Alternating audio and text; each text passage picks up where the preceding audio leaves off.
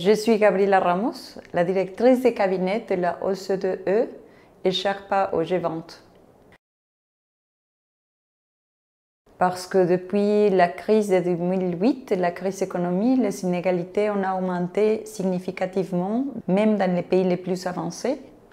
On voit maintenant que les plus riches gagnent 10 fois ceux qui ont le plus pauvre. Mais aussi on voit que la distribution des patrimoines, de la richesse, des opportunités et des résultats sont très inégales. Ce défi a donné un sentiment de préoccupation à la population qui sont exprimés dans des processus démocratiques qui nous donnent des résultats très polarisés.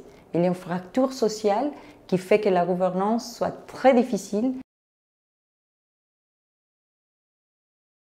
L'OCDE a lancé notre cadre d'action pour la croissance inclusive qui se centre sur 3 axes. Le premier, c'est un État qui soutient les plus en désavantage pour avoir les moyens pour réussir l'investissement de qualité dans l'éducation, dans la santé, dans les logements qui soient abordables, mais aussi dans la petite enfance, et surtout d'avoir les moyens pour le gouvernement basé sur un système fiscal qui donne les moyens et qui soit progressif. Le deuxième axe aussi, si on considère la révolution numérique, il faut vraiment aboutir à ne pas avoir plus d'inégalités et donc de donner aux travailleurs les capacitations, les moyens aussi pour se transformer dans cette économie qui bouge très rapidement et pour soutenir aussi la productivité des entreprises plus faibles. Et donc on a besoin aussi d'assurer, et c'est le cadre régulatoire encore en plus, c'est l'État,